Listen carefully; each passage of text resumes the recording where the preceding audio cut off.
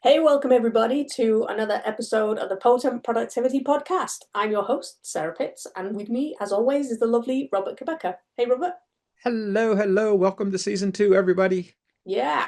So today we are talking about why checking 100 things off your to-do list can actually be a sign of failure rather than success. I know, blows your mind, right? So the other things that we're going to talk about today are the multitasking gene and why it's okay if you weren't born with it.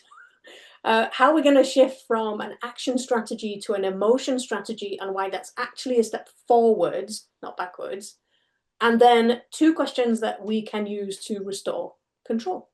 So, This sounds exciting. Yay. yeah. Hey, I was born a multitasker. I got to-do lists for my to-do lists.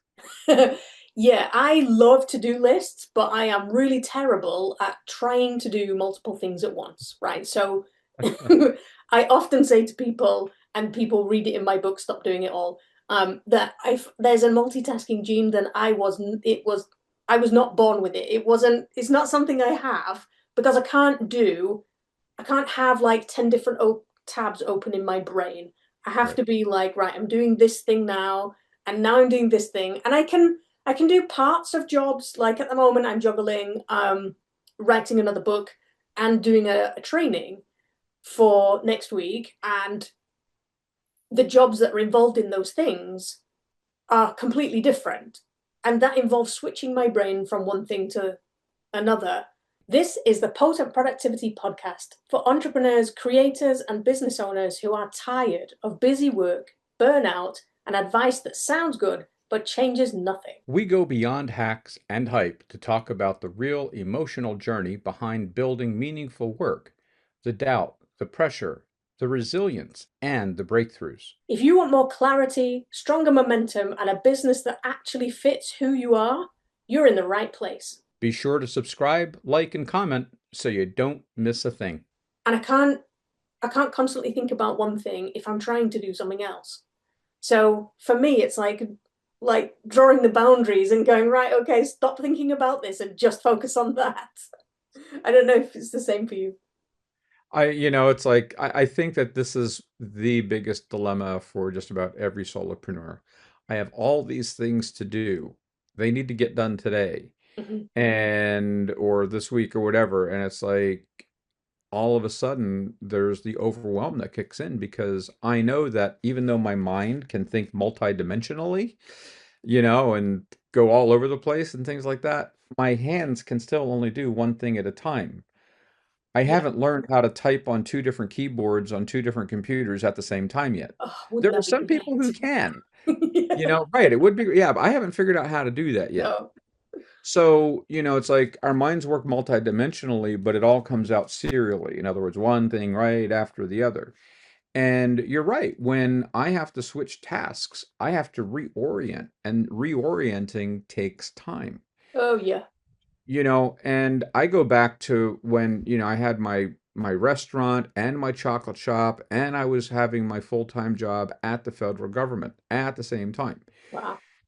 So it's like I was managing 30 employees at my business, and I had another 30 employees that I was managing, in my branch at the government, and I was on call 24 hours a day for all three of them. Wow.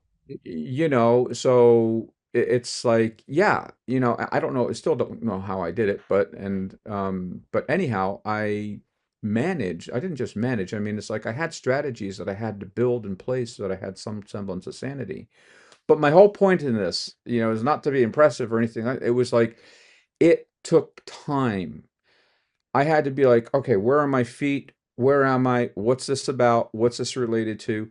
And sometimes it would take, 3, 5, 10 minutes before I could totally zero in on what was actually going on to make sure that I had all the information necessary to do the next thing that needed to be done or make the next decision that needed to be made. And there were times when, it's like I didn't have all my capacity and I was like, okay, this is probably not the best decision, probably not the best thing because I was trying to navigate all these different things that were going on simultaneously, and no wasn't an option, Yeah. right? So multitasking, and there was no multitasking. It's like, yes, all these things were going on, but I could only deal with one of them at one time. Yes.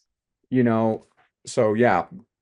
Yeah, and it's interesting. Like a lot of the time, I am doing something in my business before, like the immediately before I have a meeting. And sometimes I'm like, hang on a minute, my brain's not switched into what it is that we're talking about, and I want to give you my best attention. So just talk to me about anything you like before we dive into this topic, because I need to switch out of what I was my thinking about before and into what you want me to think about. And the fastest way to get me to do that is to talk about something completely different, you know? Yes. So for me, that happens quite a lot. But have you ever felt really guilty that you're maybe not doing as many things as you could or you would like to, or you What? know? Yes. Yeah. No, never. Oh my God, it's again, this is like the bane of the solopreneur's existence. It's like Yeah. I wasn't joking about having to-do lists for to-do lists, No, me neither. seriously. And Hmm. the point is like I the problem with to-do lists is like if I don't in my mind when I make my to-do lists, when I used to make to-do lists, I somehow somewhere I would automatically make some kind of judgment. Well, if I get these three things done today, then I'll feel successful. And it's like this silent, silent commitment that I've made to myself without my permission. And then all of a sudden, I go through the day and I got 50 things done, but I only got one out of the three things done that I said that I would do to feel good about myself. And so even though I got all these things done, I felt like crap, Mm, right? And yeah. not all of it was just busy work. Some of it actually moved the needle forward, but still in my mind, I had set an expectation, a judgment about what I thought I needed to do to be successful. And if I didn't meet that, I was a failure, no matter how much else I got done.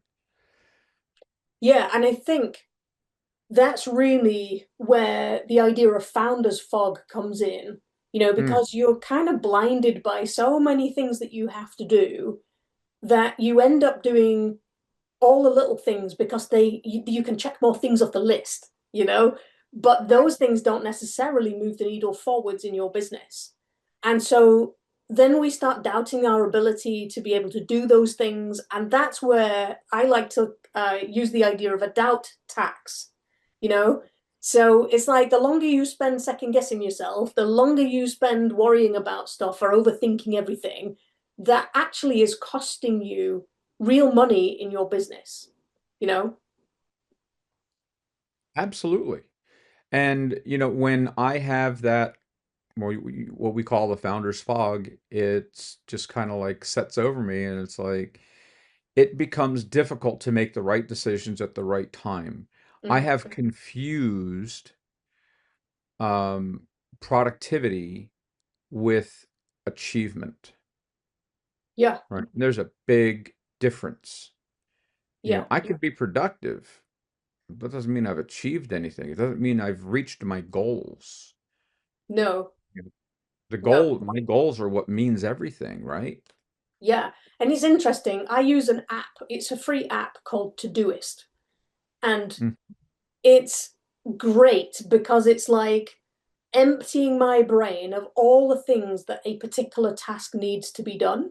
So if I've got a project on the go, then, maybe it's got five different elements to it. I can download all of the stuff in my brain, all of the jobs that need doing for that particular project yeah. into the app and then give it a priority color. So all of my big jobs, I color code red. All of my secondary jobs that need to be done, I color code those orange. And Okay. anything that's personal or different, then I color code that blue. So when I'm looking at my list, and Todoist will prioritize the red jobs first Mm, because it's labeled priority one inside of their system. And right. so I can give it all of these projects and all of everything that's in my brain of everything that I need to do. And I can give it a priority and I can give it a date. And then all I need to That's do great. is look at today what do I need to do today? So it's got all of my recurring jobs that I need to do every week or every Monday or every Tuesday or whatever it is. And then it's got all of my project jobs that I need to get done this week. So I work backwards from whenever a training date or something like that or a deadline. And I backtrack and go, right, well, that day I'll get this job done and that day I'll get that job done. And it takes a couple of seconds to put it into Todoist. Right. And then I don't have to constantly try and remember what else needs doing because I know that it's just in the app and I can just focus on what he's doing today. And I know that the red jobs are my biggest priority. And so that's fantastic that you found a utility to help you navigate that. Mm. I've tried and spent thousands of dollars on all different kinds of services and systems, and now I just resort to a Google Doc. But here's the thing, and let me ask you a question, Sarah. Okay. When you're scheduling these dates, these, due dates for these things, do you ever find yourself being overzealous at your ability to Oh, achieve yeah. them? Yeah, Right? So I'm absolutely. going to get this by tomorrow and this by Wednesday, and then I'll get my college degree by Thursday. And then it's like I set these unrealistic expectations on dates, and Yeah. even to the point where I mean, I love putting them in my calendar on my phone and having the calendar alerts. But then I get so many calendar alerts that I go annoying, annoying, annoying, and just swipe. And I don't even Yeah. read what the calendar alert is. Right. And so these systems that are designed to help me, my biophysiological nature, my habitual mindset that's not in alignment with my real goals continues to derail me. So Mm. it's great that I have a plan to do to-do list. It's great that I put them in my calendar. It's great that I assign them for priorities and due dates and everything else like this. But if the underlying system, my system, isn't compliant and willing with what my best intention is of creating for myself, I will self-sabotage myself Yeah. constantly. Yeah. And that's what I really like about this particular app. I mean, I have no, reason to promote it other than I use it and I love it. Yeah. Is that I can just drag um a to an item on my to-do list Mhm. and put it on tomorrow or Yeah. put it on the next day or change the date and then it clears it off what I'm looking at. So Right. I don't feel bad about not having done it. I don't feel like I'm Right. guilty or anything like that. It's just like, is this something I need to focus on today? No. Did I get it done yesterday? No. Okay, Right. so if I'm not going to be able to do this today and I didn't do it yesterday, when can I fit it in? And then I just move it to whenever I know I can fit it in. And then eventually it will get done, but it'll get done in time, because I'm not overwhelmed by all of these notifications and I'm not overwhelmed by thinking about all of this stuff that's on my to-do list that I'm never going to get to. I just focus on what needs doing right now, you know? And Right. we all have those days, don't we? Where it's just, I can't even find the effort to get out of bed, let alone do any of those things. And this is what I like to call my pathetic productivity line. Okay. So this is like, okay, when you're having a really, really crap day or week that happens to, everybody occasionally, what is the minimum that I can get done to still feel productive? Right. And let's be clear, I'm not calling anybody's productivity pathetic. It's just what feels pathetic to me about my productivity. And my line will be different to yours, will be different to everybody listening to this. So it's like when I know that that's happening to me, I can get rid of all of the big jobs that I know I'm never going to focus on Right. and just stick to what I know I can get done.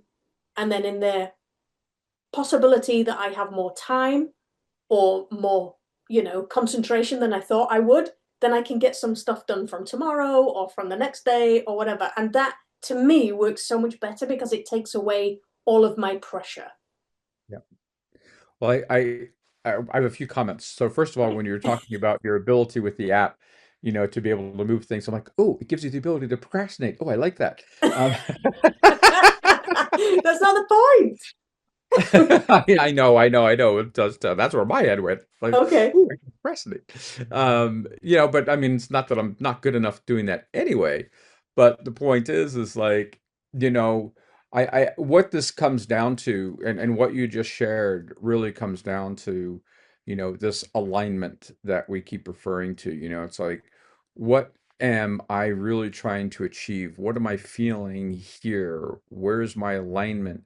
Is what I'm trying to achieve what I really want? Because if there's so much resistance in doing what it is that I'm demanding myself to do, is there true alignment going on? What's this emotional strategy that I'm really trying to engage with? And it's like our emotions are energy. We need our emotions to move us. Otherwise, we'll just be a robot. And none of us, none of our solopreneurs are robots by any stretch. No. We are moved by emotion, but our emotion can't be the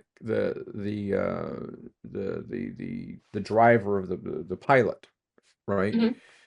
The emotion's the engines, Absolutely. Yeah, it you totally know? is. Yeah. Yeah. And so being able, there's nothing worse than looking at my to-do list and be like, oh, I don't want to do that. Oh, I don't want to do that. I don't want to do that. Even though I know that, okay, these things have to get done. But like you said, do they have to get done now? But, the way that I like to look at it, is like through what is the goal that I'm trying to achieve? And how do these specific actions correlate directly to what it is that I'm trying to achieve? That to me takes care of my why and my what and my how, all of that. And then my emotion can be like, oh, wow, I get to do this. This is cool. Yeah, and I think for me that's the difference between an action strategy and an emotion strategy, right? So an action strategy to me is just checking things off the list, right? Right. It's just having a list with stuff to do and you just getting on with it regardless, right? But an emotion strategy is about how you match or how you harness your emotions in your business, right? And sometimes they're going to be up and sometimes they're going to be down. And sometimes you can't afford for them to be down. You just need to get on with things. But when you know that your emotions are your drivers, like you just said, then that's putting those first. And that's the Mm. difference because I know that when I have something really, really tedious that needs doing, and I just don't have the energy to do it, but it needs to get done, I know that if I put some really funky music on, then my energy goes up and then I can tolerate the tediousness because it's there's something distracting me and I'm just getting along and doing it, you know, and Wait, that can you do it is again? no.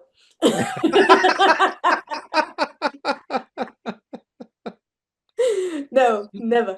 Um, yeah, so that's how when it's an emotion first strategy, then I know that if I bring my energy levels up, then I can do the stuff that needs to be done, even though I really hate the idea of doing it. But also, in the same way, if I've got something that was requiring a lot of thinking, a lot of concentrating, and I just don't have that capacity right now, then I know that I can swap something out and do something that doesn't require as much thinking. Maybe it's a bit design, it's more creative, maybe it's talking to somebody, maybe it's something different that still needs to be done, but I can swap those things around to match my energy. Right. And that's completely different. Yeah. And I think that, one of the important things that I recognized through myself, my clients, is that when there is a sense of desperation that shows up, it can completely disrupt the most perfect laid strategy. And it's like, desperation's an emotion. Mm-hmm. Most solopreneurs are running off of that emotion more often than they care to admit. Yeah. I know I did for a long time, and it forced me to, I spend all this time creating a strategy, creating a plan, setting goals, and then desperation kicks in, and then I'd say, oh, well, this ain't working because without even ever giving it time to actually work. Mm-hmm. And so recognizing, when emotions show up, that yes, they're energy, but they're, like you said, there are different kinds of energy for different kinds of tasks.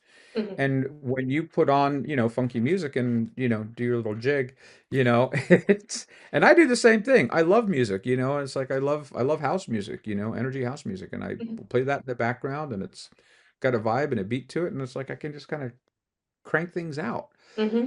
But when I'm feeling crappy about myself, when I'm feeling defeated, when I'm feeling frustrated, when things aren't going as fast as I want them to, when I'm not getting the results that I think I should be getting, when I think I should be getting them, et cetera, et cetera. These emotions can pile up if I'm not managing my emotions and not allowing myself to put my emotions where they belong. It's okay to feel desperation. Doesn't mean that I'm a bad human being. It's okay No. to feel frustrated. Yeah. It doesn't mean that I'm broken. It's okay to have these feelings, but they don't have to rule the roost. They don't have to take over or hijack my entire strategy. It's like, okay, I'm feeling desperate. Let's pay attention to that. Let's honor my feelings. See what's going on here. Because if this, and I can ask myself the question, well, if this is how I'm going to feel for the next 10 days, how's that going to affect my overall progress? Ooh, right? Yeah. And so I can be honest with myself about that, let myself feel it, and then let myself move through it, right? And the Yeah. more I give myself the opportunity to do that, the quicker that process can happen without dishonoring myself. I don't want to just bulldoze over my feelings, and there might be times when you have to do that. It's just inevitable depending on the line of work that you're in and the kind of business that you have and the kind of clients you're trying to support, and whether or not it's mission critical or not, and that type of thing. And sometimes you have to bulldoze your emotions, but then you have to regroup Hmm. and deal with, otherwise it's going to continue to come up and sabotage. Yeah. Yeah. And that's kind of like the two questions that similar to the two questions that I ask myself on a regular basis when I'm, trying to get stuff done. It's like when I'm not kind of feeling things or I'm having an emotional reaction like a panic or something like that to whatever's going on, because we all do that first. I try and stop myself by asking, why is this happening? You know, where is it coming from? What is the reason behind this? And then moving on to what can I do about it? And when I get into what can I do about it, maybe it's just put the music on and Yeah. get it done. It's Yep. that simple thing. I know that this is happening because I feel crap.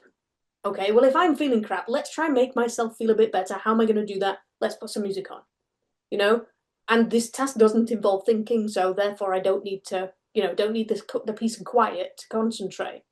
So that's really how I move forwards. And it kind of ties into my 4 R's of potent productivity framework, which is recognizing the issue. So, like, what is happening? And then, being realistic about what's happening, what it's going to take to move forward. So, what is the reality of the situation? And then creating a roadmap. So, like, what are the steps that I need to take to move myself out of this situation and forwards or towards whatever goal I'm trying to go towards? And then how do I know? Like, what's the reassurance? How do I know that I'm on the right track or I'm doing the right thing or made the right decision or whatever it is? You know? And when you put those 4 R's into practice every single time, it moves you forward so quick because you stop worrying and overthinking and blowing everything out of proportion and sinking into the pity party that we all end up in sometimes, and it kind of moves you out of that and forwards. Yeah. And that's really clear. Recognize what's the reality, what's the roadmap, and the reassurance, because that gives me the ability to be clear, to honor what I'm experiencing without, hijacking myself, and gives me the opportunity to very quickly get back on track. Yeah. You know.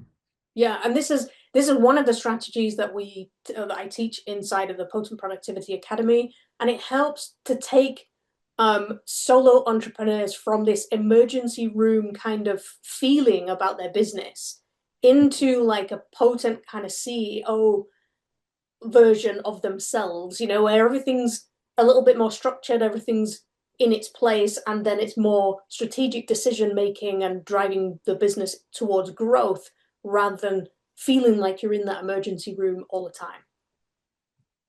Yeah, love that. And if you want to learn more, you can visit potentproductivitypodcast.com and access all the resources that we are making available.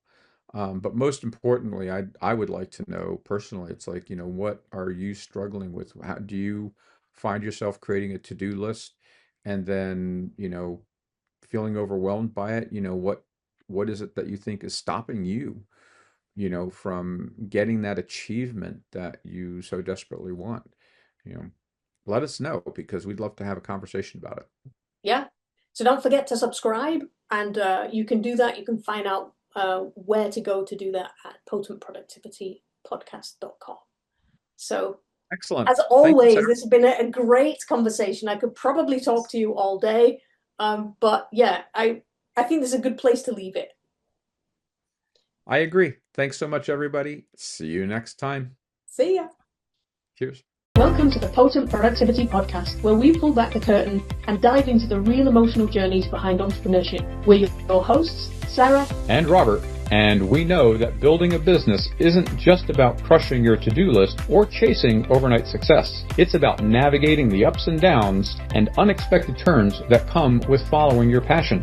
We're not here to sell you easy wins or rehearse the same tired success stories you've heard 1,000 times. We're here to talk about the moments when enthusiasm is buried beneath a mountain of tasks, when self-doubt creeps in, and when you're not sure where your road leads next. So each week, we'll share raw conversations, real lessons, and practical strategies to help you reconnect with your creativity, build resilience, and rediscover what excited you about your business in the first place.